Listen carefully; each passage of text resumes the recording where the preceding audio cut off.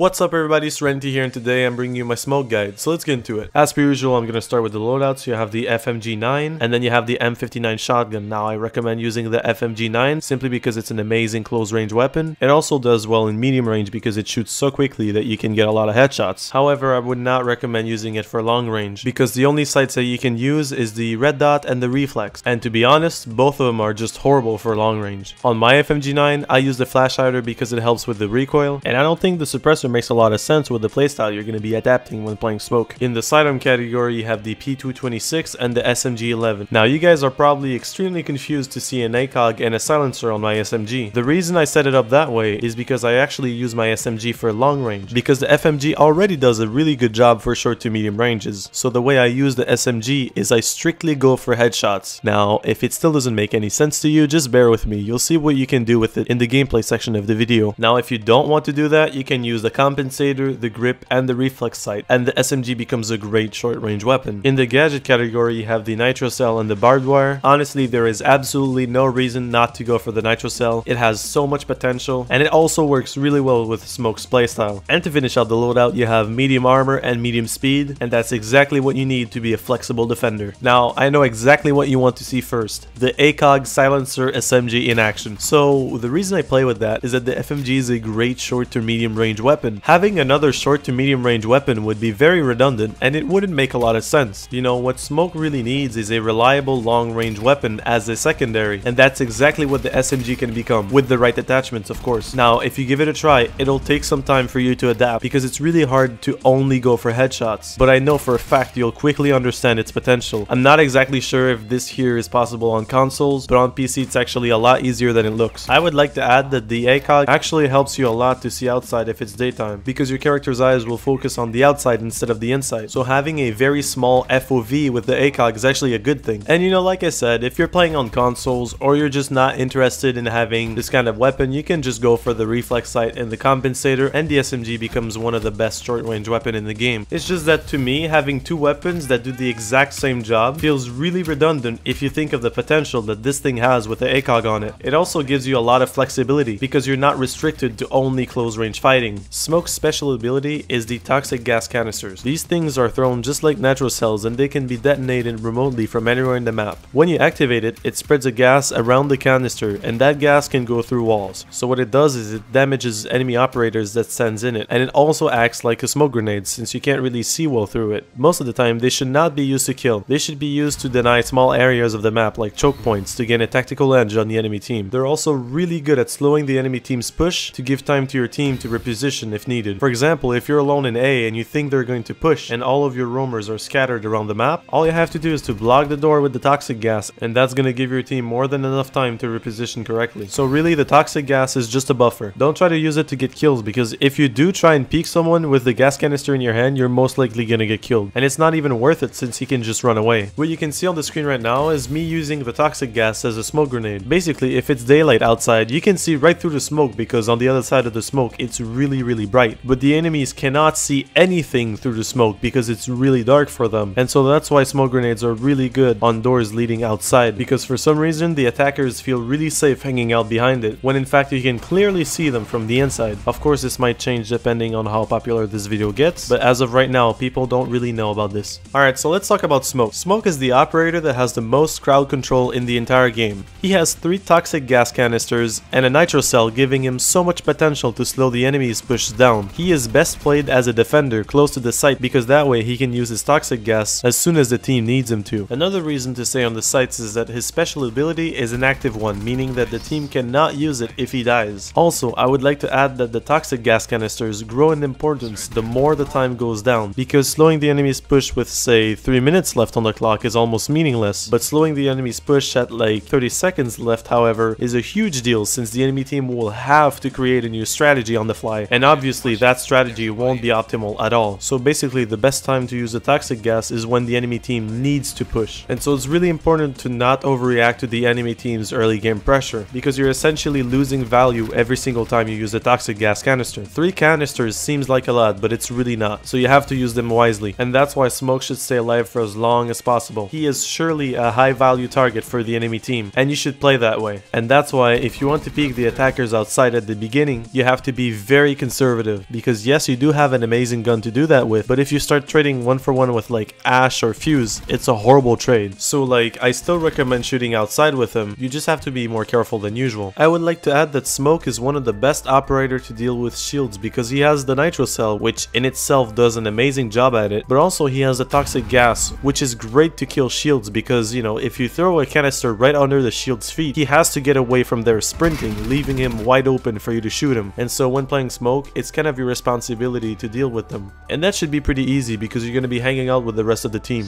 Alright guys, I think I covered everything I wanted to talk about. In conclusion, Smoke should be played very carefully as he gains importance the more the clock runs down. In the early game, you can still be aggressive and shoot the attackers as they come up to the building, but you just have to be really careful because if you trade with anyone else than Thermite or Thatcher, it's a big loss for your team. When defending, your role is to figure out what the attackers are planning and slow it down to give time for your team to set up in good positions. And remember that if shields are thrown in the mix, you're the one that should work on getting rid of them, either with a nitro cell or simply hit them with some toxic gas to make them run for their life as you're shooting them in the back. Alright guys, thank you so much for watching this video. Thank you for 5k subs. I never thought this would happen, and it's so motivating to see that many people enjoy my content. It might not seem like a lot on YouTube, but 5,000 people, man, that's a lot. Anyways, I should start uploading a lot more often because the holidays are over and, you know, I'll get a lot more time. And yeah, thanks for watching, and I'll see you soon.